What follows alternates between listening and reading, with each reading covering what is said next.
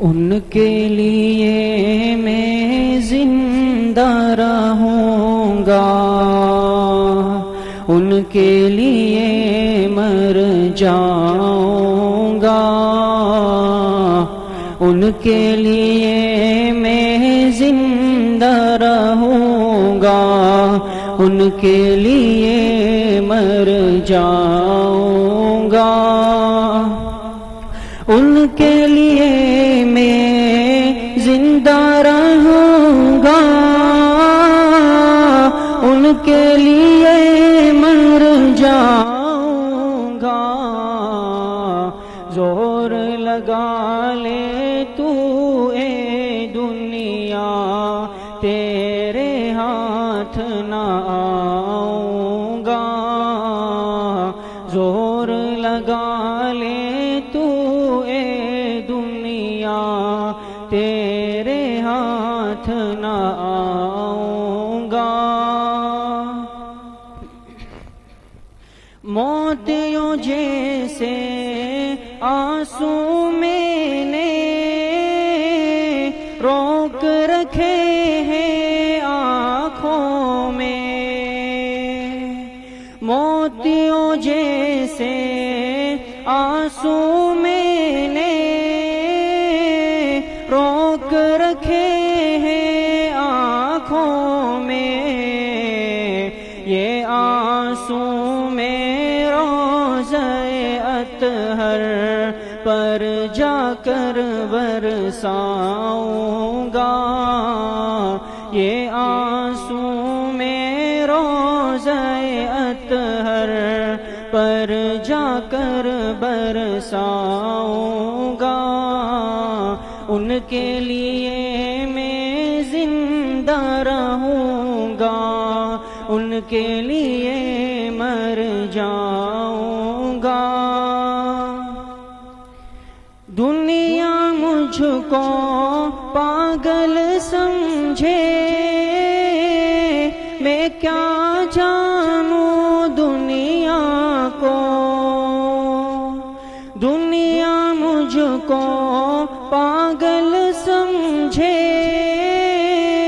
میں کیا جانوں دنیا کو، میرے پیارے کملی والے میں تیرے گن گاؤں گا، میرے پیارے کملی والے میں تیرے گن گاؤں گا، ان کے لیے میں زندہ رہوں گا، ان کے لیے مر جاؤں گا، تیرے عدو کو زندہ دیکھوں یہ مجھ میں برداشت نہیں، تیرے عدو کو زندہ دیکھوں یہ مجھ میں برداشت نہیں، یا تو مٹا دوں گا میں اس کو یا میں خود مٹ جاؤں گا، یا تو مٹا دوں گا میں اس کو یا میں خود مٹ جاؤں گا، ان کے لیے میں زندہ رہوں گا، ان کے لیے مر جاؤں گا، تیرے نام پہ قتل ہوا جب دیکھنے والے دیکھیں گے، تیرے نام پہ قتل ہوا جب دیکھنے والے دیکھیں گے، یوں تڑپوں گا مقتل میں قاتل کو تڑپاؤں گا، یوں تڑپوں گا مقتل میں قاتل کو تڑپاؤں گا، ان کے لیے میں زندہ رہوں گا، ان کے لیے مر جاؤں گا، ان کے لیے میں زندہ رہوں گا، ان کے لیے مر جاؤں گا۔ زور لگا لے تو اے دنیا، تیرے ہاتھ نہ آؤں گا، زور لگا لے تو اے دنیا، تیرے ہاتھ نہ آؤں گا، ان کے لیے میں زندہ رہوں گا، ان کے لیے مر جاؤں گا۔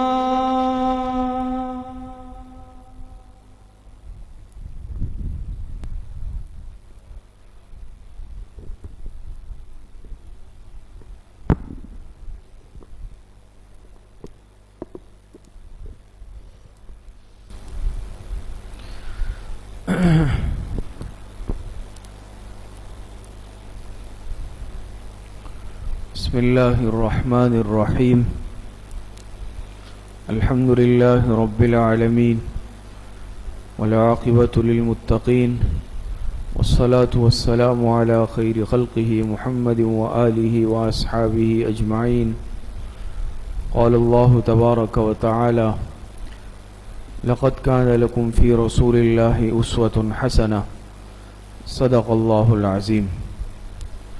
محترم و مکرم و معزز خواتین و حضرات، سیرت طیبہ کے سلسلے کی تکمیل کے بعد اب اسوہ حسنہ کا سلسلہ چل رہا ہے، اور آج اسوہ حسنہ کے سلسلے کی 20ویں کلاس میں ہم یہاں شریک ہے۔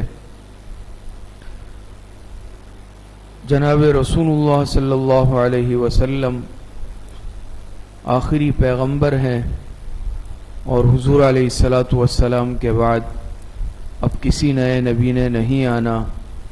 نبوت کا سلسلہ جناب رسول اللہ صلی اللہ علیہ وسلم پر مکمل ہو چکا ہے۔ ان الدین عند اللہ الاسلام، محمد الرسول اللہ صلی اللہ علیہ وسلم کا پیغام دین اسلام۔ حضور علیہ السلام دنیا میں جو پیغام لے کر آئے، وہ پیغام کیا ہے؟ وہ پیغام ہے دین اسلام کا پیغام۔ دین اسلام کیا ہے؟ دین اسلام کسے کہتے ہیں؟ جی، دین اسلام کے تحت آپ حضرات نے بارہا سنا ہر کلاس میں کہ دین اسلام کے تحت بنیادی طور پر 4 چیزیں ہیں۔ نمبر 1 پر عقائد، نمبر 2 عبادات، نمبر 3 معاملات، اور نمبر 4 اخلاق۔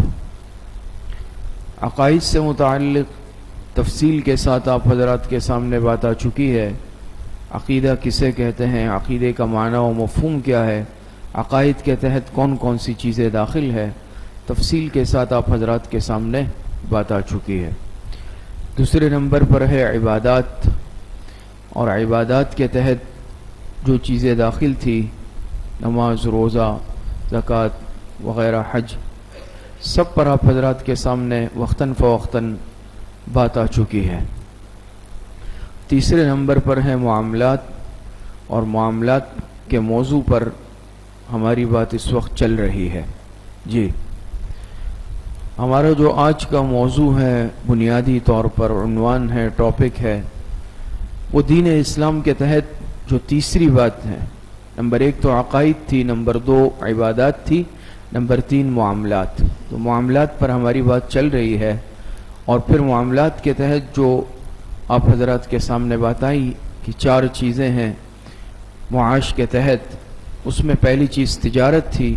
تو اسلامی تجارت سے متعلق ہماری بات چل رہی ہے، اور آج اسلامی تجارت کا حصہ نمبر 3 ہے، اور حصہ نمبر 3 کے تحت جو ہمارا موضوع چل رہا ہے وہ ہے مسلمان تاجر کی صفات۔ ایک مسلمان تاجر میں بحیثیت مسلمان ہونے کے کون سی صفات ہونی چاہیے، کن صفات سے بچنا چاہیے، تو گزشتہ کلاس میں بھی مسلمان تاجر کی کچھ صفات آپ حضرات کے سامنے بیان ہوئی اور کچھ صفات رہ گئی تھی، انشاءاللہ اس پر آج کی کلاس میں بات کریں گے۔ جی یہ دیکھیں، آپ حضرات نے پڑھا تھا کہ معاش کے بنیادی ذرائع کتنے ہیں؟ معاش کے 4 بنیادی ذرائع ہیں۔ کتنے ہیں؟ 4۔ نمبر 1 ہے تجارت، نمبر 2 ہے اجارہ یعنی ملازمت، نمبر 3 ہے زراعت یعنی کھیتی باڑی، اور نمبر 4 ہے صنعت، صنعت یعنی حرفت پیشہ۔ یہ 4 معاش کے بنیادی ذرائع ہیں۔ پھر اس میں جو پہلا ذریعہ ہے تجارت، اس سے متعلق آپ حضرات کے سامنے بات چل رہی ہے۔ جی پھر تجارت کے تحت آپ حضرات نے پڑھا کہ اسلامی تجارت کے تحت 6 باتیں ہیں، اس پر انشاءاللہ بات چل رہی ہے۔ سب سے پہلے تجارت کی تعریف یہ آپ حضرات کے سامنے بیان ہو گئی۔ پھر اس کے بعد دوسرے نمبر پر تجارت کی اہمیت و فضیلت قرآن اور حدیث کی روشنی میں، اس پر بھی آپ حضرات کے سامنے بات ہوئی۔ تیسرے نمبر پر نیت اور مقصد کہ ایک تاجر کی بحیثیت مسلمان تاجر ہونے کے کیا نیت ہونی چاہیے اپنی تجارت سے، کیا مقصد ہونا چاہیے۔ چوتھے نمبر پر آپ صلی اللہ علیہ وسلم کی تجارت، جناب رسول اللہ صلی اللہ علیہ وسلم نے خود بھی تجارت فرمائی ہے، اس سے متعلق بھی آپ حضرات کے سامنے بات آئی۔ اسی طرح جو آپ علیہ السلام کی تربیت یافتہ جماعت تھی، صحابہ اکرام رضوان اللہ علیہ مجمعین کی جماعت، بیشتر صحابہ اکرام نے بھی تجارت فرمائی ہے، اس پر بھی کچھ بات مختصراً آپ حضرات کے سامنے عرض ہوئی۔ اور چھٹے نمبر پر مسلمان تاجر میں کون سی صفات ہونی چاہیے، گزشتہ کلاس میں اس پر بات شروع ہوئی تھی اور چند صفات آپ حضرات کے سامنے بیان ہو گئی تھی۔ جی پھر مسلمان تاجر میں جو صفات ہونی چاہیے اس کی 2 صورتیں ہیں۔ نمبر 1 تاجر کے لیے اختیار کرنے والی صفات۔ بعض صفات تو وہ ہیں کہ ان کا حاصل کرنا ضروری ہے، کہ بحیثیت ایک مسلمان تاجر ہونے کے میرے اندر کون سی صفات پائی جانی چاہیے، کون سی صفات کا ہونا میرے لیے ضروری ہے۔ دوسرے نمبر پر تاجر کے لیے اجتناب کرنے والے امور۔ بعض صفات مذمومہ، صفات رذیلہ وہ ہے کہ جن سے بچنا ایک تاجر کے لیے ضروری ہے بحیثیت مسلمان تاجر ہونے کے، وہ کون سے امور ہیں۔ جی تو اس میں پہلے نمبر پر تاجر کے لیے اختیار کرنے والی صفات، اس پر گزشتہ کلاس میں بات شروع ہوئی تھی اور کچھ صفات بیان ہوئی۔ جی 13 صفات آپ حضرات کے سامنے آئی گزشتہ کلاس میں کہ تاجر کے لیے کون سی صفات کا ہونا ضروری ہے۔ تو یہ 13 صفات میں سب سے پہلے نمبر پر ایمان کامل، کہ ایک تاجر کا ایمان اللہ پاک کی ذات پر مضبوط ہو۔ نمبر 2 توکل اور رضا بالقضاء، اس کی تفصیل بھی آپ حضرات کے سامنے آئی، وضاحت آپ کے سامنے آئی۔ توکل کسے کہتے ہیں، رضا بالقضاء کسے کہتے ہیں۔ ایک تاجر کے لیے بحیثیت مسلمان کے یہ صفات ہونا بہت ضروری ہے کہ توکل اور اعتماد بھی اللہ پاک کی ذات پر ہو اور وہ اللہ پاک کے ہر فیصلے پر دل سے راضی بھی ہو۔ نمبر 3 محبت نبوی صلی اللہ علیہ وسلم، بحیثیت مسلمان کے تاجر کے لیے ضروری ہے کہ جناب رسول اللہ صلی اللہ علیہ وسلم کی محبت اور آپ علیہ السلام کا عشق اس کے دل میں موجود ہو، اور اس عشق اور محبت کا تقاضا یہ ہے کہ حضور علیہ السلام کے بتائے ہوئے طریقے کے مطابق تجارت کرے اور آپ علیہ السلام کی مبارک سنتوں پر عمل کرے۔ نمبر 4 تقوی اور پرہیزگاری، کہ ایک تاجر کے دل میں اللہ پاک کا خوف ہو، اللہ پاک کا ڈر موجود ہو، تقوی کی صفت موجود ہو، تبھی وہ صحیح نہج پر اپنی تجارت کر سکے گا اور حضور علیہ السلام کے بتائے ہوئے طریقے کے مطابق تجارت کر سکے گا۔ نمبر 5 متعلقہ تجارت سے متعلق ضروری علم، اس پر بھی آپ حضرات کے سامنے بات آئی کہ جو تاجر جس تجارت سے بھی وابستہ ہے، وہ کسی بھی چیز کی تجارت ہو، اس سے متعلق ضروری علم اور ضروری مسائل کا جاننا ہر تاجر کے لیے ضروری ہے۔ اور میں نے عرض کیا کہ بعض فقہاء نے، بعض علماء نے تو یہاں تک لکھا کہ اگر تاجر کو اپنی متعلقہ تجارت سے متعلق علم اور مسائل کا استحضار نہیں ہے، اس کے لیے تجارت جائز نہیں ہے۔ تو متعلقہ تجارت سے متعلق حلال و حرام کا علم، ضروری مسائل کا علم تاجر کے لیے ضروری ہے۔ 5 باتیں آپ حضرات کے سامنے ہو گئی تھی، 5 صفات ہو گئی۔ اس کے بعد 6ٹھی صفت جس پر انشاءاللہ آج بات شروع کریں گے وہ ہے عبادات کا اہتمام۔ جی، تو بحیثیت مسلمان کے تاجر کے لیے ضروری ہے کہ وہ عبادات کا اہتمام بھی کرے۔ دیکھیں، ہمارے جو دین ہے یہ اعتدال والا مذہب ہے، اس میں افراط و تفریط نہیں ہے، تو ایک تاجر کے لیے بھی ضروری اور لازمی ہے کہ وہ افراط اور تفریط سے اپنے آپ کو بچائے اور اعتدال سے کام لے۔ کیا مطلب ہے؟ اب یہ بھی دیکھیں، اسلام میں منع ہے کہ اگر کوئی یہ کہے کہ بس میں صرف عبادت کروں گا، میں کماؤں گا نہیں، کسب نہیں کروں گا، تجارت کچھ بھی نہیں کروں گا، ہاتھ پہ ہاتھ رکھ کے بیٹھ جائے، تو دیکھیں یہ بھی حضور علیہ الصلوۃ والسلام کا مبارک طریقہ نہیں ہے۔ آپ علیہ الصلوۃ والسلام نے جہاں عبادات کا اہتمام کیا وہاں پر آپ علیہ الصلوۃ والسلام نے کسب معاش بھی فرمایا، آپ علیہ السلام نے تجارت بھی فرمائی، آپ علیہ السلام نے بکریاں بھی چرائی ہے۔ تو عبادت بھی ضروری ہے کہ انسان یعنی اپنے رب کو بھی یاد رکھیں، فرائض کا خیال رکھیں، نوافل کا، سنن کا، مستحبات کا بھی خیال رکھیں، لیکن دوسری طرف حلال کمائی سے غافل بھی نہ ہو۔ حدیث میں حضور علیہ السلام نے فرمایا طلب و کسب الحلال فریضۃ بعد الفریضۃ، کہ حلال کسب اور کمائی کی طلب میں لگنا یہ ایک فرض کے بعد دوسرا بنیادی فریضہ ہے، تو بہت اہم ہے۔ تو ایک طرف یہ بھی نہیں ہے کہ انسان بالکل کسب معاش سے اپنے آپ کو فارغ کر دے کہ میں نہیں کماؤں گا، لیکن دوسری طرف یہ بھی غلط ہے کہ انسان کمانے کی ایک ایسی مشین بن جائے کہ اللہ پاک کی ذات کو ہی بھول جائے، مسجد کا راستہ ہی بھول جائے، اللہ پاک کے سامنے عبادت اور سر رکھنا ہی بھول جائے، بس دن رات کمانے میں لگا ہوا ہے، فرائض چھوٹ رہے ہیں، نمازیں چھوٹ رہی ہے، واجبات چھوٹ رہے ہیں، تو ایسا بھی نہیں ہونا چاہیے۔ بلکہ انسان جہاں اپنی حلال روزگار اور معاش کا بندوبست کرے، اپنی تجارت کرے، اس کے ساتھ ساتھ فرائض کا بھی خیال رکھے۔ فرائض یعنی کوئی فرض نماز قضا نہ ہونے پائے، فرض نماز چھوٹنے نہ پائے۔ آج مسلمان تاجر میں یہ بھی بہت بڑی کمزوری اور غفلت ہے۔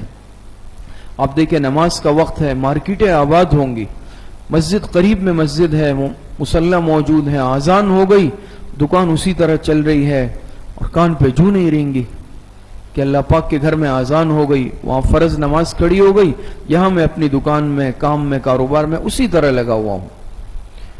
تو یہ چیز اور یہ طریقہ یہ نامناسب ہے کہ ایک انسان ٹھیک ہے حلال رزق کما رہا ہے، لیکن دیکھیں فرض مقدم ہے، نماز فرض ہے، اب فرض نماز کے وقت میں ہی میری دکان اسی طرح آباد ہے، اسی طرح چل رہی ہے، تو ایک مسلمان کا یہ طریقہ نہیں ہو سکتا۔ اور یہ بھی کسی نے دیکھیں یہ مطلب اس کا نہیں ہے، بعضے کہتے ہیں کہ بھئی دین کا تو یعنی یہ مولوی حضرات کہتے ہیں کہ بھئی کام کاروبار بالکل بند کر دو، اب اگر میں مستقل بند کر دوں ظہر کے لیے، عصر کے لیے آدھا گھنٹہ، ایک گھنٹہ، تو میں کام کیسے کروں گا؟ یہ کسی نے نہیں کہا۔ ہر چیز کا ایک طریقہ اور ترتیب ہوتی ہے۔ اگر آپ دکان میں ہیں، آپ کے ساتھ آپ کے دوسرے بھائی ہیں یا آپ کے ساتھ آپ کے ملازم ہیں، تو آپ تقسیم کر دیں اوقات۔ اب ایک سے زیادہ مسجدیں ہوتی ہیں یا بعض دفعہ مارکیٹ کے جو مصلے ہیں اس میں کئی جماعتیں بھی ہوتی ہیں، آپ اگر دکان بند کر سکتے ہیں، بالکل اپنے آپ کو یا ملازمین کو فارغ کر سکتے ہیں، نماز میں 15 منٹ 20 منٹ لگیں گے سنتوں سمیت، بہت اچھا ہے۔ اگر آپ اپنی دکان بند کر رہے ہیں اور سب کے سب جا کے فرض نماز پڑھ کے اس کے بعد اطمینان سے سنتیں پڑھ کے آ کے دکان کھول لیں۔ لیکن اگر یہ میرے لیے مشکل ہے یا اس سے حرج آ رہا ہے تو وہی ترتیب تقسیم کر دیں۔ مثال کے طور پہ ظہر کی نماز ایک جگہ 1:15 بجے ہے، ایک جگہ 1:30 بجے ہے، ایک جگہ 1:45 بجے ہے، میں نے خود جا کے 1:15 پڑھ لی، میں آ کے دکان پہ بیٹھ گیا۔ 1:30 بجے والی نماز میں نے اپنے دوسرے بھائی کو بھیج دیا یا میں نے اپنے ملازم کو بھیج دیا کہ بھئی آپ بھی جماعت سے پڑھ کے آ جائیں، اب میں موجود ہوں۔ تو دیکھیں فرض نماز بھی وقت پر جماعت سے ادا ہو گئی، کام میں بھی حرج نہیں آیا۔ تو دیکھیں یہ کوئی مشکل نہیں ہے۔ جب انسان کے دل میں اللہ پاک کا خوف ہوتا ہے، ایمان ہوتا ہے، تقوی ہوتا ہے، تو پھر اس چیز کا استحضار رہتا ہے۔ اور جب انسان یاد رکھے، انسان جب دین پر عمل کرے گا، عبادات پابندی سے ادا کرے گا، تجارت میں برکت بھی آئے گی، مال میں برکت آئے گی۔ اور آج جو بے برکتی ہے، یہ پریشانی مصیبتیں ہیں، بنیاد طور پر ہم نے آج عبادات چھوڑ دی ہے، ہم غافل ہو چکے ہیں، یا پھر ایسے گئے بس 2 فرض ادا کیے، 4 فرض، اور سلام پھیرتے ہی جو ہے دوسرے سلام کے ساتھ ہی بھاگ کے دکان میں آ گئے۔ 5 منٹ اگر ہم بیٹھ گئے، دعا مانگ لی، سنتیں پڑھ لی، تو کوئی کاروباری نقصان نہیں ہوگا کہ لاکھوں روپے کا نقصان ہو جائے گا۔ تھوڑی سی توجہ اور استحضار کی ضرورت ہے۔ تو فرائض تو دے کے چھوٹنے نہ پائیں ایک بھی۔ فرض کے علاوہ نوافل، ذکر، اذکار، تلاوت، تسبیحات کا اہتمام یہ بھی ضروری ہے۔ حلال کمانے کا مطلب یہ نہیں ہے کہ اب میں نے بس بالکل باقی چیزیں چھوڑ دی، تلاوت کو عرصہ ہو گیا، بھئی رمضان آئے گا تو میں تلاوت کروں گا، تسبیحات سے میں غافل ہوں، کوئی مشکل نہیں ہے۔ دیکھیں قرآن کریم میں اللہ پاک ارشاد فرماتے ہیں رجال لا تلہیہم تجارۃ ولا بیع عن ذکر اللہ واقام الصلاۃ وایتاء الزکاۃ یخافون یوما تتقلب فیہ القلوب والابصار۔ اس کا یعنی مطلب یہ ہے کہ وہ ایسے لوگ ہیں کہ ان کو غافل نہیں کرتی، یعنی تجارت اور نہ خرید و فروخت ان کو غافل نہیں کرتی اللہ پاک کی یاد سے، اور نہ نماز پڑھنے سے، نہ زکوٰۃ دینے سے۔ اور وہ ایسے لوگ ہیں جو ڈر رکھتے ہیں، خوف رکھتے ہیں ایسے دن کا کہ جس دن یعنی قیامت کے دن مراد ہے کہ دل اور آنکھیں یہ پلٹ جائیں گی۔ ان کی تجارت ان کو اللہ کی یاد سے غافل نہیں کرتی۔ اور فرمایا فَإِذَا قُضِيَتِ الصَّلَاةُ فَانتَشِرُوا فِي الْأَرْضِ وَابْتَغُوا مِنْ فَضْلِ اللَّهِ وَاذْكُرُوا اللَّهَ كَثِيرًا لَعَلَّكُمْ تُفْلِحُونَ۔ جب نماز سے فارغ ہو جا تو فرمایا کیا کرو، پھر زمین میں پھیل جاؤ اور اللہ پاک کے فضل کو، روزی کو تلاش کرو، کثرت کے ساتھ اللہ پاک کا ذکر کرو تاکہ کامیاب ہو جاؤ۔ اور فرمایا یا ایھا الذین آمنوا لا تلہکم اموالکم ولا اولادکم عن ذکر اللہ، اے ایمان والو تمہیں غافل نہ کر دے تمہارے اموال اور تمہاری اولاد اللہ پاک کی یاد سے۔ ایسا نہیں یعنی مشین بن جانا پیسے کمانے کی کہ اللہ پاک کو ہی بھول جاؤ، فرائض ہی بھول جاؤ، تلاوت ہی بھول جاؤ، ذکر اذکار تسبیحات ہی بھول جاؤ۔ تو ایمان والوں کی صفت یہ ہے، تجارت بھی کر رہے ہیں، اللہ پاک کا ذکر بھی چل رہا ہے، تجارت بھی کر رہے ہیں، فرائض بھی، کوئی فرض نہیں چھوٹ رہا، تجارت میں بھی لگے ہوئے ہیں، تلاوت بھی ہو رہی ہے، اور کوئی مشکل نہیں ہے۔ تلاوت کے لیے آپ وقت مقرر کر لیں، فجر کے بعد تلاوت کر لیں، یا دکان چلے گئے، دکان کھول کر 15 منٹ وہاں ایک قرآن شریف رکھ لیں، اور وضو سے جائیں، یا وہاں پر وضو کا اگر انتظام ہے تو اپنا کام کاروبار شروع کرنے سے پہلے بیٹھ کر 15 منٹ تلاوت کر لیں، ایک پاؤ پڑھ لیا، آدھا پارہ پڑھ لیا، پھر اپنا بسم اللہ کر کے کام شروع کر دیں۔ تسبیح ہاتھ میں رکھ لیں، دانے والی تسبیح ہے، بٹن والی تسبیح ہے، دل بیار، دست بکار، کون سا مشکل ہے؟ تسبیح کے لیے تو بس صرف زبان ہے خالی، کام کاروبار چل رہا ہے، تسبیح بھی چل رہی ہے، اللہ پاک کی یاد بھی ہے۔ تو ایک ایمان والے کے پاس یہ نہیں ہے کہ وقت نہیں ہے، یہ آج ہم جو ہے شاید ہمارے پاس وقت نہیں ہے، بہت وقت ہے، لیکن ہم کیا ہے اس کو ضائع کر رہے ہیں۔ تو فرائض کے علاوہ نوافل کا بھی اہتمام، ذکر اذکار کا، اشراق کا وقت ہو جائے وہی مصلی رکھ لے، وضو بنا کے اشراق کے نوافل پڑھ لے، چاشت کے پڑھ لے، ذکر اذکار تسبیحات میں ہو، تلاوت کا اہتمام، تسبیحات۔ جی اسی طرح قرآن کریم میں اللہ پاک ارشاد فرماتے یا ایھا الذین آمنوا اذا نودی للصلاۃ من یوم الجمعۃ فاسعوا الی ذکر اللہ وذروا البیع۔ اے ایمان والو جب نماز کے لیے پکارا جائے جمعے کے دن تو پھر کیا کرو، اللہ پاک کے ذکر کی طرف یعنی نماز کے لیے دوڑ کر جاؤ اور خرید و فروخت کو بند کر دو۔ اور مسلمان تاجر کا خاصہ یہ ہے کہ وہ تجارت بھی کر رہا ہے، لیکن اس کا مصداق ہے کہ دست بکار و دل بیار، دست بکار و دل بیار، کام ہاتھ کام میں لگے ہوئے ہیں، دل اللہ پاک کی یاد میں لگا ہوا ہے۔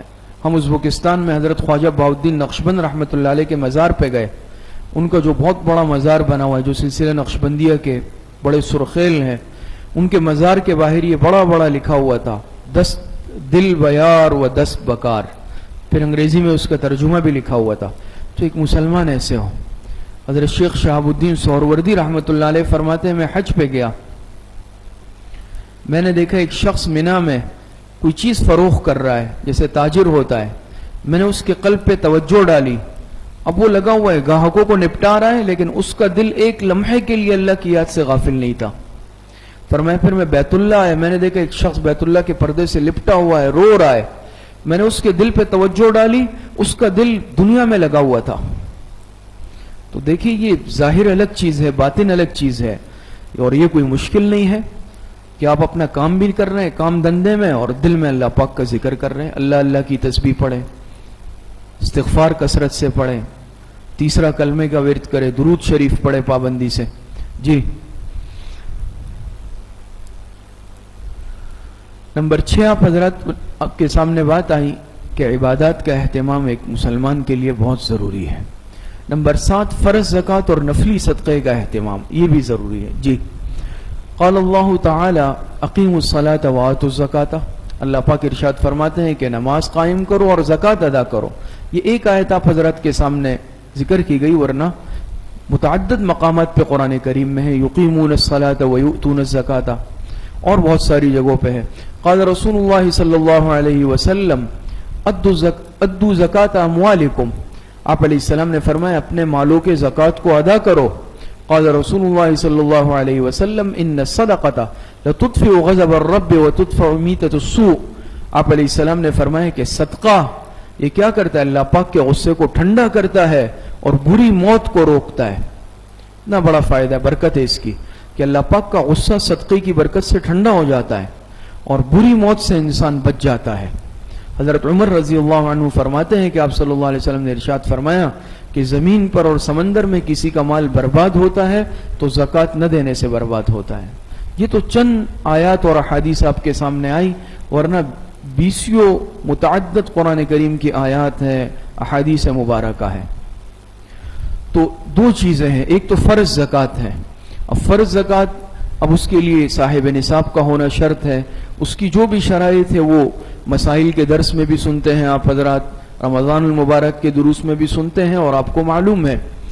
تو جس پر صاحب نصاب ہونے کی وجہ سے زکوٰۃ فرض ہے اور خدا نخواستہ وہ زکوٰۃ نہیں دیتا، اس پر تو سخت ترین وعیدیں آئی ہے، بہت وعیدیں قرآن کریم میں آئی ہے کہ وہی مال اس کو کیا کیا جائے گا، ایک گنجے سانپ کی شکل دی جائے گی اژدہے کی، اور وہ مسلط کر دیا جائے گا، وہ ڈسے گا قبر میں، اور وہی سونا چاندی یہ مال یہ جہنم کی آگ میں گرم کر کے اس سے کیا کیا جائے گا، جسم کو جلایا جائے گا. متعدد وعیدیں ہے. تو زکوٰۃ پابندی سے ادا کرنی ہے. آج مسلمان تاجر اس سے بھی غافل ہے اور یہ حقیقت ہے. اور یہ بھی اچھی طرح سمجھ لیں کہ اگر ہمارے معاشرے میں صحیح طور پر صحیح طریقے سے اگر زکوٰۃ بھی نکالی جائے تو معاشرے سے غربت کا خاتمہ ہو جائے. آج یہ بہت بڑی غفلت ہے، اور ہم میں سے بہت بڑے تعداد میں مسلمان ایسے ہیں جو اس فریضے سے غافل ہیں، اور قیامت میں اس کی بہت بڑی سزا ہے، قبر میں بھی آخرت میں بھی. تو بہت زیادہ اللہ پاک کے خوف کی ضرورت ہے کہ اللہ پاک نے ایک فریضہ اگر جس پر مقرر کیا ہے انسان اس میں غفلت سے کام لے. اور زکوٰۃ نہ دینے سے مال بے برکت ہو جاتا ہے، مال تباہ و برباد ہو جاتا ہے. اور جس مال سے زکوٰۃ نہ نکالی جائے باقی مال کے ساتھ اس کو رکھا جائے، وہ باقی مال بھی سارا خراب ہو جاتا ہے، برباد ہو جاتا ہے. اور زکوٰۃ کی برکت سے اللہ پاک مال میں برکت دیتے ہیں. یہ میل کچیل ہے مال کی. تو ایک تو زکوٰۃ کا اہتمام، لیکن وہ بھی اندازوں سے نہیں. آج ہم کہتے ہیں بھائی لم سم دے دو اندازے سے، یہ نہیں چلتا. اس میں اندازے کوئی مشکل نہیں ہے. دارالفتہ موجود ہے، مدارس موجود ہے، علماء مفتیان موجود ہے. آپ جائیں ان کے سامنے اپنی ساری تفصیل رکھیں. ماشاءاللہ ایسے ساتھی موجود ہیں جو پھر سال میں کچھ وقت کے لیے اپنی دکان بند کر دکھا رہو، اب ہمارا حساب چل رہا ہے، اور ایک ایک چیز کا حساب کر کے ماشاءاللہ. تو کوئی مشکل نہیں ہے. اور اس کے علاوہ دوسری چیز یہ ہے نفلی صدقہ. یہ فرض تو نہیں ہے لیکن یہ اس کی بھی بہت زیادہ برکات ہے. اس کی ایک برکت اللہ پاک کا غصہ ٹھنڈا ہو جاتا ہے. ہم کتنے گناہ کرتے ہیں، کتنے اللہ پاک کی ناراضگی والے کام کرتے ہیں، لیکن کیا ہے اگر صدقہ دے دیا تو اس کی برکت سے اللہ پاک کا غصہ ٹھنڈا ہو جاتا ہے. اس کا مطلب خدا نخواستہ ہی نہیں ہے کہ انسان قصدن و ارادتاً گناہ کرے اور پھر صدقہ دے کے چلے. یہ اللہ پاک کے ساتھ بہت بڑا مذاق ہوگا. اگر غلطی ہو جائے اور انسان سے ہو جاتی ہے، انسان صدقہ دینے کی عادت بنا لے. اور دیکھیں اس میں دوسری بات یہ سمجھ لیں، ہم یہ سمجھتے ہیں کہ بھئی یہ تو صرف مالدار دے گا. یہ اس کے ساتھ خاص نہیں ہے. ہر صاحب ایمان صدقہ نکال سکتا ہے، چاہے وہ بہت ہی غریب ہے. بھئی صدقے کے لیے ضروری تو نہیں ہے کہ آپ 1 لاکھ روپے دیں گے، 2 لاکھ روپے. آپ 5 روپے 10 روپے اللہ پاک کے راستے میں اخلاص سے نیت سے دے دیں، وہ اللہ پاک کو قبول ہے. ہر ایک دے سکتا ہے، طالب علم بھی دے سکتا ہے. تو یہ اپنی عادت بنا لیں. جب اپنی دکان پہ چلے جائیں صبح کے وقت کچھ نہ کچھ پیسے کیا کر دے، صدقہ کر دے. اپنے کام کا آغاز کرنے سے پہلے، اس کی عادت بنا لے. جی 8ویں بات ایفاء عہد. جی ایفاء عہد کا مطلب ہے وعدے کی پابندی. قرآن کریم میں متعدد جگہوں پر اللہ پاک نے ذکر کیا. ایک جگہ اللہ پاک ارشاد فرماتے ہیں وَأَوْفُوا بِالْعَهْدِ إِنَّ الْعَهْدَ كَانَ مَسْئُولًا. ایک جگہ اللہ پاک فرماتے ہیں یا ایھا الذین آمنوا اوفوا بالعقود. دیکھیں وعدے کی پابندی ضروری ہے. حدیث میں آپ علیہ السلام نے فرمایا آیت المنافق ثلاث اذا حدث كذب واذا وعد اخلف واذا اؤتمن خان. نفاق کی منافقت کی نشانیوں میں کیا؟ واذا وعد اخلف، جب وعدہ کرو تو اس کی خلاف ورزی کرو، یہ منافقت کی نشانی ہے، نفاق عملی کی نشانی ہے. وعدہ پورا کرنا در حقیقت سچائی ہی کی ایک عملی قسم ہے، اور وعدہ خلافی ایک طرح کا عملی جھوٹ ہے. اس لیے رسول اللہ صلی اللہ علیہ وسلم نے اپنی اخلاقی تعلیم میں وعدہ خلافی سے بچنے اور ہمیشہ وعدہ پورا کرنے کی بھی سخت تاکید فرمائی ہے. ایک تاجر کی اخلاقی خوبیوں میں سب سے اہم اس کا وعدے پر قائم رہنا اور کیے ہوئے وعدوں کو نبھانا ہے پڑتا ہے. یہ ضروری ہے، اس سے پتہ چلتا ہے. آج ہم سمجھتے ہیں کہ بھئی عبادات کر لی، میں تو صف اول کا نمازی ہوں، آذان کے ساتھ مسجد میں جا کے بیٹھ جاتا ہوں. بہت اچھی بات ہے، عبادات بھی دین کا شعبہ ہے، لیکن معاملات اور معاشرت بھی دین کا شعبہ ہے. یہ یاد رکھیں، اگر میں وعدے پہ پورا نہیں اتر رہا، میں خائن ہوں، میں وعدہ خلافی کے مرض میں مبتلا ہوں، تو میری وہ عبادات مجھے نہیں بچائیں گی.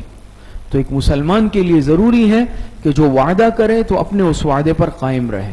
اور تجارت میں اس چیز کا بہت زیادہ جو ہے اس سے واسطہ پڑتا ہے، چونکہ لین دین کا معاملہ ہوتا ہے، یہ سارے معاملات ہوتے ہیں. اس میں یاد رکھے پھر جو وعدہ انسان کرے اس وعدے پر پورا اترے. جس چیز کا وعدہ کیا ہے وہی چیز دے، جس کوالٹی کا وعدہ کیا ہے وہی کوالٹی فراہم کرے، جس وقت کا وعدہ کیا ہے اسی وقت پر وہ چیز دے.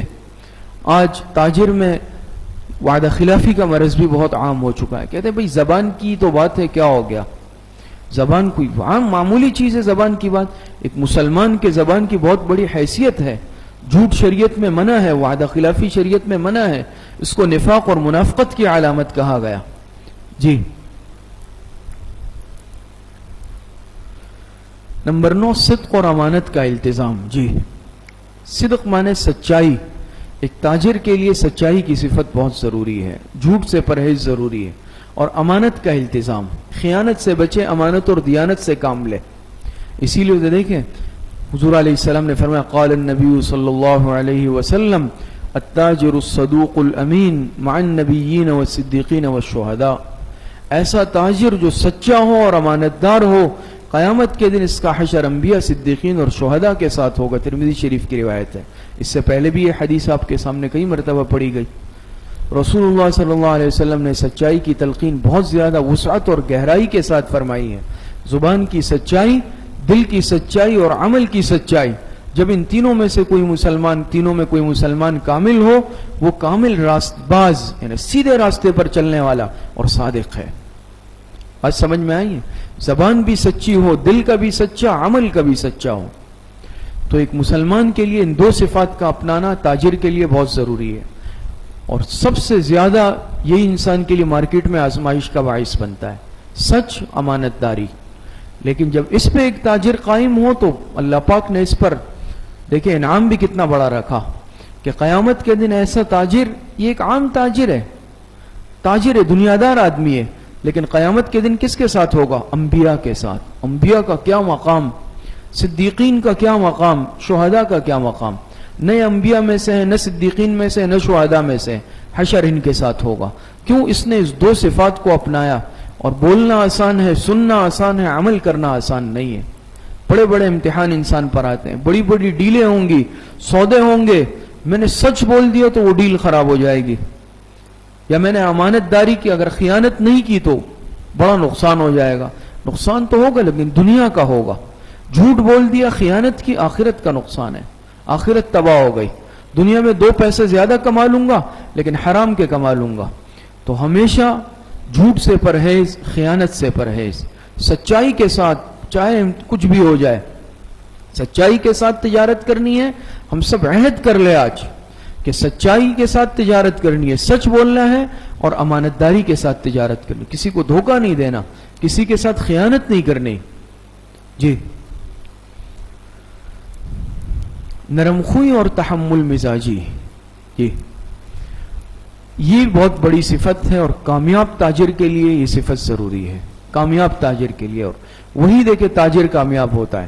آپ صلی اللہ علیہ وسلم نے حسن اخلاق کے سلسلے میں جو اہم تعلیمات اس امت کو دی ہے، ان کے پیش نظر مسلمان تاجر کو چاہیے کہ وہ لوگوں کے ساتھ نرمی سے پیش آئے اور سختی کا لہجہ اختیار نہ کرے. حضرت ابو ہریرہ رضی اللہ تعالی عنہ سے مروی ہے کہ آپ صلی اللہ علیہ وسلم نے ارشاد فرمایا، اللہ تعالیٰ بیچنے میں، خریدنے میں اور فیصلہ کرنے میں نرمی کو پسند فرماتا ہے.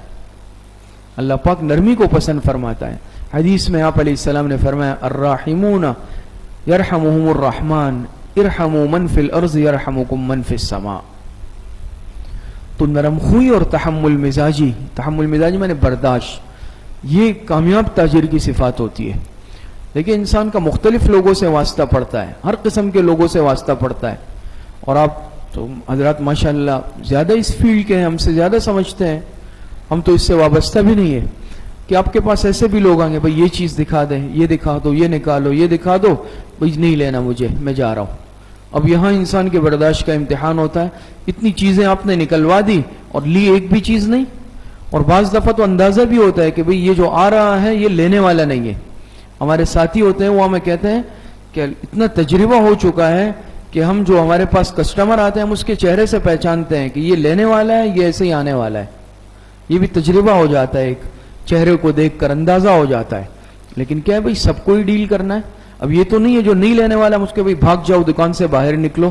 اس سے بھی کہا ہم نرمی سے پیش آتے ہیں، کیونکہ دکان چلانی ہے، کسٹمر بنانا ہے. تو کامیاب تاجر وہی ہوتا ہے جس میں یہ صفات ہیں. اب آئیں گے ہر طرح کے لوگ آئیں گے، بعض سخت مزاج آ جائے گا، بعض باتوں باتوں میں یعنی سخت انداز اپنائے گا. لیکن آپ نے دیکھا ہوگا کہ بھئی دو دکانیں ہیں اور ایک زیادہ چل رہی ہے ایک کم چل رہی ہے، تو اس میں کوئی نہ کوئی صفات ضرور ہوں گی. آپ اس پہ غور کر لیں، تجربہ کر لیں، خدا آزما لیں کہ جو تاجر نرم مزاج ہے وہ اپنے کسٹمر کے ساتھ ایسے جیسے ایک تعلق ہوتا ہے، حالانکہ بھئی وہ اجنبی ہے لیکن بھئی آپ کا کیا حال ہے، آپ خیریت سے ہیں، کہ بھئی یہ دکھاؤ یہ دکھاؤ. دیکھا ہوگا بعض کپڑے کی دکان پہ ہم گئے، میں نے کہا بھئی یہ کپڑا، خواتین میں عادت بہت زیادہ ہوتی ہے بھئی یہ نکالو، وہ سارے کے سارے تھان نکال کے رکھ لیتا ہے. اب ایسا لگتا ہے کہ بھئی یہ کیا کرے گا، اب لیا بھی نہیں، بیچارے کو رکھنا ہو گیا، بھئی چھوڑ دیں آپ دیکھ لیں آپ کو جو لینا ہے. تو بالآخر کیا ہوتا ہے، اس کی اس نرم مزاجی تحمل مزاجی کا نتیجہ کیا ہوتا ہے کہ کچھ نہ کچھ لینے پر مجبور ہو جاتا ہے انسان. اور جب اگر وہ یہ کہے بھئی لینا ہے لو، ایک چیز دکھا رہا ہوں، طبیعت اسی پہ کیا ہوگی، منقبض ہو گئی، میں مجھے نہیں لینا، میں واپس جا رہا ہوں. تو بہت زیادہ اس چیز سے کیا ہوتا ہے، انسان کی تجارت پہ فرق آتا ہے بہت زیادہ. اور یہ ایسی صفت ہے، ایسی چیز ہے کہ یہ انسان کے کاروبار میں اس میں برکت پیدا کر دیتی ہے. انسان ترقی کے راستے پہ آ جاتا ہے. معمولی سا تاجر ہے لیکن یہ صفات اپنا لی، بڑا تاجر بن جائے گا. خدا نخواستہ اگر اس کے برعکس صفات ہے، وہ سخت مزاج ہے، لڑاکو ہے، جھگڑالو ہے، بڑا تاجر ہے، وہ زمین کے ساتھ لگ جائے گا. تو یہ بہت بڑی صفات ہے، یہ معمولی صفات نہیں ہے، یہ صفات نبوی ہے. اور دیکھ لے مارکیٹ میں جیسے میں نے عرض کیا کہ واسطہ پڑتا ہے. بعض دفعہ کوئی کہے گا بھئی مجھے پہلے دے دے، اس کو پہلے کیوں دیا، ایسا کیوں کیا. لیکن آپ دیکھتے ہیں کامیاب تاجر وہ سب سے بنا کے رکھتا ہے، میرے بھئی آپ کو بھی دے رہا ہوں، آپ تھوڑا صبر کر لیں. وہ لڑنے نہیں لگتا. لڑنے میں بیٹھ جاؤں میں دکان نہیں چلا سکتا، پھر میں کیسے کاروبار کروں گا، تجارت کروں گا. جی کتنی صفات آپ حضرات کے سامنے بیان ہوئی، نرم 10 صفات بیان ہو گئی. 10ویں صفت ہے نرم خوئی اور تحمل مزاجی. نمبر 11 حسن معاشرت. جی حسن معاشرت، حسن معاشرت کہتے ہیں اچھے انداز میں، جیسے ابھی آپ کے سامنے نرم خوئی اور تحمل مزاجی یہ بھی اس میں داخل ہے.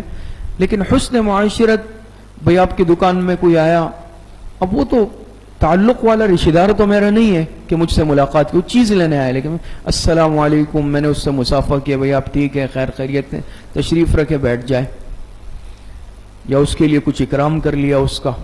تو یہ مصافحہ اکرام یہ بھی اسلامی تعلیمات ہیں. دیکھیں اس میں ایک چیز بعض دفعہ یہ چیزیں ہوتی ہے لیکن وہ ایک کاروباری ذہنیت کی وجہ سے ہوتی ہے. آپ نے دیکھا ہوگا بعض جگہ لازمی ہے، ہم جیولرز کی دکان پہ چلے گئے، انہوں نے بوتل منگا لی، تو یہ دیکھیں صرف یہ میرے لیے کوئی نہیں ہے کہ مجھ سے انہیں تعلق تھا، بلکہ یہ ہر ایک کسٹمر کے ساتھ وہ کرتے ہیں، ان کا ایک طریقہ ہے رائج. لیکن اس میں اگر میں یہ نیت کر لوں کہ میں اس کا جو اکرام کر رہا ہوں، اس کسٹمر کو چائے پلا رہا ہوں، بوتل کولڈ ڈرنک پلا رہا ہوں، اس نیت سے کہ اکرام ہو جائے، سنت پر عمل ہو جائے، تو مجھے ثواب بھی ملے گا۔ تو ہم صرف دیکھیں کاروباری تاجرانہ ذہن نہیں بنائے کہ میں اس کا اس لیے اکرام کر رہا ہوں کہ میرا پکا کسٹمر بن جائے اور میرے پاس ہی آئے۔ اکرام کرنا ہے تو سنت کی نیت سے کرے، سنت کا ثواب ملے گا اور باقی فائدے دنیاوی اپنی جگہ پر ہے۔ تو تصحیح نیت سے کیا ہو جائے گا؟ وہ کام ہمارا عبادت بن جائے گا، وہ عمل عبادت بن جائے گا۔ تو اس کا استحضار کریں۔ ایک مسلمان تاجر کا دوسرے مسلمانوں سے بہت واسطہ پڑتا ہے، اس سلسلے میں پیغمبری ہدایت ہے کہ ایک دوسرے کو سلام کیا جائے، انسان اکرام کرے، سلام کرے۔ اب میں نے دیکھا بھئی یہ تو برابر والی دکان کا کسٹمر ہے، میں کیوں اسے سلام کروں، یا اس نے کیا تو میں نے جواب ہی نہیں دیا، یہ میری دکان سے چیز ہی نہیں لیتا، یہ اسلامی تعلیمات کے منافی ہے۔ مجھ سے نہیں لے رہا، مسلمان تو ہے، مسلمان بحیثیت مسلمان کے اس کا اکرام ضروری ہے۔ تو اب ویسے وہ سودا لینے آ رہا ہے، کوئی رشتہ داری نہیں ہے، لیکن ایمان کا بھی ایک تقاضا ہے، ایمانیات کے بھی کچھ تقاضے ہیں کہ میں سلام کروں یا وہ سلام کرے، اس کے سلام کا اچھے انداز میں جواب دوں، اکرام کروں، کچھ خیر خیریت پوچھ لوں، تو حضور علیہ الصلوۃ والسلام کے اخلاق اور سنت پر عمل بھی ہوگا، اور اس کی برکت سے کیا ہوگا؟ آپس میں دلوں میں میل اور تعلق بھی پیدا ہو جائے گا۔ جی نمبر 12 حسن معاملات۔ یہ تھا حسن معاشرت اور یہ ہے حسن معاملات۔ حسن معاشرت سمجھے نا، معاشرت اچھی ہو، اخلاق اچھے ہوں، اکرام کی صفت، ایک معاملات بھی اچھے ہوں۔ حسن معاملات قرآن کریم میں اللہ پاک ارشاد فرما دے، یا ایھا الذین آمنوا لا تأکلوا اموالکم بینکم بالباطل الا ان تکون تجارۃ عن تراض منکم وَلَا تَقْتُلُوا أَنفُسَكُمْ إِنَّ اللَّهَ كَانَ بِكُمْ رَحِيمًا۔ اے ایمان والو، آپس میں ایک دوسرے کا مال غلط طریقے سے مت کھاؤ، ناجائز طریقے سے مت کھاؤ، ہاں الا یہ کہ تمہارا آپس میں باہمی رضامندی سے کوئی تجارت کا معاملہ ہے، تجارتی معاملہ ہے، وہ الگ بات ہے۔ تو یہ آیت دین کے ایک بہت اہم رکن سے متعلق ہے۔ وہ دین کا اہم رکن کیا؟ معاملات کی درستی اور اس کی صفائی، معاملات کا صاف ہونا، معاملات کا صاف ستھرا ہونا اور معاملات کا درست ہونا، یعنی انسان کا معاملات میں اچھا ہونا اور خوش معاملہ ہونا، یہ دین کا بہت اہم باب ہے۔ لیکن افسوس یہ ہے کہ یہ دین کا جتنا اہم باب ہے، ہم لوگوں نے اتنا ہی اس کو اپنی زندگی سے خارج کر رکھا ہے۔ یہ ہے حضرت عمر رضی اللہ تعالی عنہ کے سامنے کسی نے کسی کی تعریف کی، فلاں اتنا اچھا آدمی ہے، اتنا۔ حضرت عمر نے فرمایا اس کے ساتھ سفر کیا ہے؟ کہا نہیں۔ کہا اس کے ساتھ کوئی معاملہ کیا ہے لینے؟ کہا نہیں۔ کہا پھر کیوں تعریف کر رہے ہو؟ تعریف تو تب کرو جب اس کے ساتھ سفر کیا ہو یا اس کے ساتھ کوئی لین دین کا معاملہ کیا ہو۔ تو یاد رکھیں انسان کا صحیح پتہ لین دین سے چلتا ہے، معاملات سے چلتا ہے۔ زبان میں تو بہت سارے اس طرح ہوگا کہ بھئی بڑا اچھا ہے، با اخلاق ہے، میٹھا ہے، لیکن آپ یہ دیکھو اگر صحیح پتہ چلانا ہے تو معاملات دیکھ لیں۔ یہاں پہ تو نہیں کہ میری مسجد میں میرا اس سے تعلق ہے، ماشاءاللہ بڑے اچھے ساتھی ہیں، بہت سارے معاملات ہوتے ہیں۔ میں کسی کے ساتھ کاروباری شراکت کرنا چاہتا ہوں، میں کسی کے ساتھ رشتہ کرنا چاہتا ہوں، اپنے بچے یا بچی کا رشتہ کرنا چاہتا ہوں، تو بہت دفعہ ایسا ہوتا ہے کہ میں جا کے ذرا معلوم کر لوں اس کی کیا کیفیت ہے نمازوں کی مسجد میں۔ وہ اپنی جگہ پر ہے، بہت اچھی بات ہے، لیکن صحیح پتہ کہاں چلے گا؟ لین دین کے معاملے میں، مارکیٹ میں، تجارت میں، کاروبار میں، وہاں صحیح پتہ چلے گا آدمی کیسا ہے۔ اس سے تو صحیح نہیں معلوم ہے کہ مکمل آپ نے دیکھ لیا، صف اول میں نماز پڑھ لی، چلو بھئی اب اسی کے ساتھ کاروبار کرنا ہے، پتہ چلا کہ کاروبار میں تو اس کے معاملات خراب ہے، مجھے رشتہ دینا ہے، لینا ہے، بچوں کا بچیوں کا معاملہ کرنا ہے، میں نے دیکھ لیا بھئی یہ ماشاءاللہ دیندار ہے، باشرع ہے اور نیک آدمی ہے اور اخلاق کا بھی بڑا اچھا، ہنس کر بات کی مجھ سے، لیکن صحیح پتہ کہاں چلے گا؟ لین دین، تجارت، کاروبار، مالی معاملات میں، وہاں چلے گا۔ یہ بات یاد رکھے ہمیشہ۔ تو حسن معاملات یہ بہت ضروری ہے۔ حضرت امام ابو حنیفہ رحمۃ اللہ علیہ تاجر تھے، کپڑے کے بہت بڑے تاجر تھے۔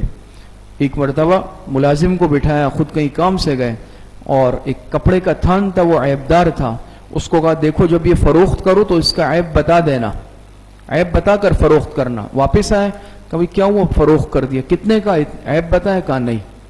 بہت ناراض ہوئے اپنے ملازم پر، اور پھر شہر میں اس کو ڈھونڈ کر اس کو واپس لائے اور کہا تمہیں دو اختیار ہے، یا تو یہ چیز واپس کر کے پیسے لے لو یا اتنے پیسے ہم سے لے لو کیونکہ یہ چیز عیبدار ہے. آج ہم ایسا کرتے ہیں, ہم تو عیبدار چیز پہلے فروخت کرتے ہیں اور پھر جیسے ہی وہ فروخت ہوتی ہے تو ہم کہتے ہیں فزت ورب الکعبہ, میں کامیاب ہو گیا, وہ چیز میں نے نکال لی. ہم اس پہ خوش ہوتے ہیں. اسی طرح امام ابو حنیفہ رحمۃ اللہ علیہ کے متعلق آتا ہے کہ ایک مرتبہ دن کے وقت بادل آ گئے, آسمان پر اندھیرا ہو گیا, تو ملازم سے کہا دکان بند کر دو. کہا کہ ابھی تو بند کرنے کا وقت نہیں ہوا. کہا نہیں, اندھیرا ہے, ہو سکتا ہے خریدار آئے اور اس کو صحیح نظر نہیں آئے, وہ عیبدار چیز خرید لے, اس کو صحیح وہ چیز کی سمجھ نہ آئے, دکان بند کر دو. اتنا تقویٰ تھا اور اتنی للہیت تھی. اور آج ہم دیکھ لیں ہم کیا کیا کرتے ہیں, بلکہ اس کے لیے منصوبہ بندی ہو رہی ہے, حیلے ہو رہے ہیں کہ سامنے والے کو غلط چیز بھیج دوں, اس سے زیادہ پیسے کما لوں, اس کو چونا لگا دوں, یہ کر دوں, وہ کر دوں. آج ایک مسلمان کی یہ سوچ. اور ہماری جو اسلامی تعلیمات ہے وہ ان کافروں نے لے لی, وہ کامیاب ہے. ہم نے ان کی تعلیمات لے لی, ہم ناکام ہیں. اسلامی تعلیمات میں کمزوری خامی نہیں ہے, خامی ہمارے اندر ہے کہ ہم نے ان کے والی تعلیمات لے لی اور ہماری جو اصل تعلیمات تھی جو حضور علیہ السلام نے بتائی اس پہ وہ عمل کر رہے ہیں. تو آج دیکھ لینا, ہم خود اعتماد کے ہم کہتے ہیں بھائی میں بیرون چائنا جاتا ہوں, میں جاپان جا رہا ہوں, ان سے میں معاملہ آنکھیں بند کر کے کر رہا ہوں. ساتھی کہتے ہیں نا کہ بھائی جاپانی کبھی دھوکہ نہیں دیتے, آپ آنکھیں بند کر کے معاملہ کریں. وہ وقت کے پابند ہے, وہ وعدے کے پابند ہے, حالانکہ مسلمان نہیں ہے. اور آج ہم اپنے مسلمان سے معاملہ کرتے ہوئے 100 مرتبہ سوچتے ہیں کہ پتہ نہیں کیسے دھوکہ دے دے. آج مسلمان نے اپنی شناخت یہ بنا لی ہے. جی آخری بات, جذبہ ایثار و قربانی. جی جذبہ ایثار و قربانی احسان کا ایک اعلیٰ درجہ یہ ہے کہ آدمی ایک چیز کا خود ضرورت مند ہو, لیکن جب کوئی دوسرا حاجت مند اس کے سامنے آ جائے تو وہ چیز اس کو دے دے اور خود تکلیف اٹھا لے. اسی کا نام ایثار ہے. اور بلا شبہ انسانی اخلاق میں اس کا بہت بلند مقام ہے. آپ صلی اللہ علیہ وسلم کا خود اپنا طرز عمل بھی یہی تھا اور دوسروں کو بھی اسی کی ترغیب دیتے تھے.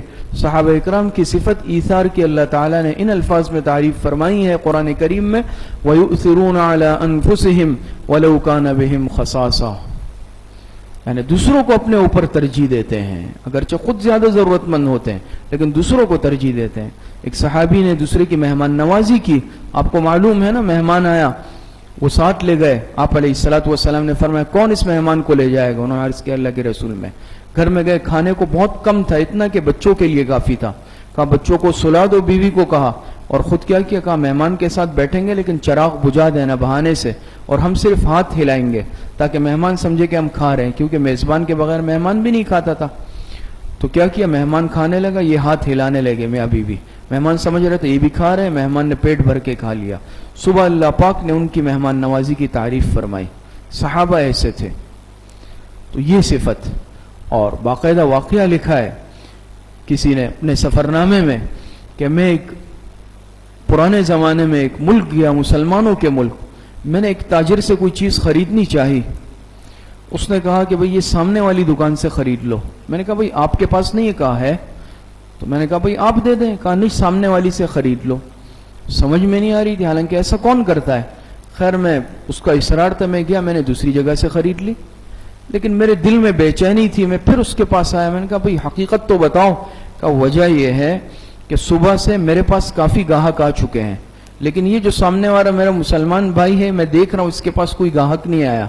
تو میں نے کہا کم از کم اتنا ہو, اس کے بچوں کا روزی روٹی کا آج کا بندوبست ہو, تو میں نے آپ کو اس کے پاس اس لیے بھیجا. تو وہ شخص غیر مسلم اس کو دیکھ کر مسلمان ہو گیا, اس صفت کو سن کر. تو یہ صفات ہمارے جب تک مسلمانوں میں تھی, غیر مسلم ان صفات کو دیکھ کر سن کر مسلمان ہو جاتے تھے. اور آج کیا کہتے ہیں, مسلمان دھوکے باز ہے, مسلمان وعدہ خلاف ہے, مسلمان خائن ہے. بات ان کی بالکل ٹھیک ہے, کیوں آج ہم یہ صفات پیش کر رہے ہیں تجارت میں. تو بعض دفعہ ایسا ہوگا کہ ایک چیز میری اچھی خاصی بکری ہو گئی, میں نے دیکھا بھئی پڑوس والا بیچارہ مجبوری میں اس کی کوئی چیز بکی نہیں, تو میں نے کیا کہ 1-2 گاہک اس کے پاس بھی بھیج دیے. ایسا تو آج ہم توڑتے تو ہیں گاہک, دوسرے کا گاہک توڑتے ہیں, کلائنٹ کو خراب کرتے ہیں, لیکن یہ کون کرتا ہے کہ بھئی میں اس کے پاس بھیج دوں. اس کے لیے بہت بڑا ظرف چاہیے, لیکن یہ بہت بڑی صفت ہے. ایثار, قربانی. کہ یعنی انسان دوسرے کو اپنے اوپر ترجیح دے دے، اور یہ بہت بڑی صفت ہے. خود انسان تکلیف اٹھا لے لیکن دوسرے کے کام آ جائے. یہ مسلمان تاجر کی علامت ہے، یہ ایک مومن کی علامت ہے کہ ایثار کا جذبہ اور قربانی کا جذبہ اس کے دل میں ہو. آج ہم میں سے کوئی قربانی دینے کے لیے تیار نہیں. ہم کہنے بھائی تم کر لو، تم پیچھے ہٹ جاؤ. بعض دفعہ ایسا ہوتا ہے نا کہ بھائی دو پارٹیاں آ گئی، کہہ رہے بھائی تم پیچھے ہٹ جاؤ، کہہ رہے تم پیچھے ہٹ جاؤ. پھر آپس میں کیا ہو گیا، بھائی میرا حق ہے، اس نے کہا میرا حق ہے. اس پہ تو لڑائی ضرور ہوتی ہے، اختلافات آ جاتے ہیں اور کہاں تک نوبت چلی جاتی ہے. لیکن آج تک کسی نے یہ کہا چلو بھائی تم کر لو، کوئی بات نہیں ہے، میرا اللہ پاک اور انتظام کر دیں گے. یہ بہت بڑی صفت ہے، ایثار کی صفت، قربانی کی صفت، کہ انسان دوسرے کے لیے قربانی دینے کا جذبہ اپنے اندر پیدا کر لے. اور ایک مسلمان تاجر کے اندر یہ صفت کا ہونا بھی ضروری ہے. بہت سارے مراحل آتے ہیں، معاملات آتے ہیں کہ انسان کے لیے آزمائش بن جاتا ہے. اس میں بعض دفعہ انسان اپنے سگے بھائی کی رعایت بھی نہیں کرتا، وہی میرا حق ہے میں اپنے بھائی کو کیوں دوں. لیکن صحابہ کی ایسی تربیت ہوئی تھی کہ وہ پہلے دوسرے کو ترجیح دیتے تھے. آپ کو معلوم ہے نا، غزوے میں کئی سارے زخمی پڑے ہوئے ہیں، ایک گیا پانی پلانے اپنے چچا زاد بھائی کو، پڑوس سے آواز، اس نے کہا اس کو پلاؤ. اس کو گیا پڑوس میں ایک اور زخمی، اس نے کہا مجھے نہیں، اس کو پلاؤ. اس کے پاس گئے، اس نے کہا اس کو پلاؤ. گئے، وہ شہید ہو گیا تھا. واپس آئے، وہ بھی شہید. واپس آئے، سب شہید ہو گئے تھے. ایسی حالت میں کہ جان نکل رہی ہے لیکن ترجیح کس کو دیں؟ اپنے برابر والے کو. اور آج ہم اللہ پاک کا دیا ہوا میرے پاس سب کچھ ہے، لیکن حرص ایسی ہے، لالچ ایسی ہے کہ میں دوسرے کے منہ کا نوالا چھین رہا ہوں. بس اس کے راستے میں رکاوٹ ڈال دو، اس کا کام خراب کر دوں. آج یہ سوچ اور یہ فکر ہمیں تباہ کر رہی ہے. تو بہرحال یہ ایثار اور قربانی کی صفت یہ بہت بڑی صفت ہے. اللہ پاک ہمیں صحیح عمل کی توفیق عطا فرمائے. جی تو یہ دیکھیں تاجر کے لیے اختیار کرنے والی صفات کتنی آپ کے سامنے آئی؟ 13 صفات آئی. 13 صفات. تو ان 13 صفات کو انشاءاللہ ہم سب اپنائیں گے نا؟ جی ہاں. اور جی تو دیکھیں مسلمان تاجر کی صفات دو طرح سے. ایک ہے تاجر کے لیے اختیار کرنے والی صفات. کتنی صفات آپ حضرات کے سامنے آئی؟ 13 صفات آپ حضرات کے. بعض وہ امور ہے کہ جن سے اجتناب ضروری ہے، جن سے بچنا ضروری ہے. انشاءاللہ اس پر اگلے درس میں بات کریں گے. اللہ پاک مجھے بھی اور آپ سب حضرات کو صحیح عمل کی توفیق عطا فرمائے. وآخر دعوانا ان الحمدللہ رب العالمین. الحمدللہ رب العالمین والعاقبۃ للمتقین والصلاة والسلام على خیر خلقہ محمد وآلہ واصحابہ اجمعین. ربنا ظلمنا انفسنا وإن لم تغفر لنا وترحمنا لنكونن من الخاسرین. اللہ ہمارے صغیرہ کبیرہ ظاہراً باطناً چھوٹے بڑے ہر طرح کے گناہوں کو معاف فرما دے. اللہ جتنی لغزشیں کوتاہیاں ہوئی ہیں توبہ تائب ہوتے ہیں، اللہ ہماری توبہ کو قبول فرما دے. اللہ ایمانی صفات عطا فرما دے، حلال رزق روزگار عطا فرما دے. اے اللہ ہر قسم کے خیانت سے، جھوٹ سے، دھوکے سے، حرام کمائی سے اللہ ہم سب کی حفاظت فرما دے. حرام لقمے سے ہماری حفاظت فرما دے. جتنے بیمار گھروں میں، اسپتالوں میں ہیں اللہ سب کو صحت کاملہ عاجلہ عطا فرما دے. جتنے اموات المؤمنین دنیا سے جا چکے ہیں اللہ پاک سب کی مغفرت فرما دے. وصلی اللہ وسلم علی نبینا محمد وآلہ واصحابہ اجمعین برحمتک یا ارحم الراحمین.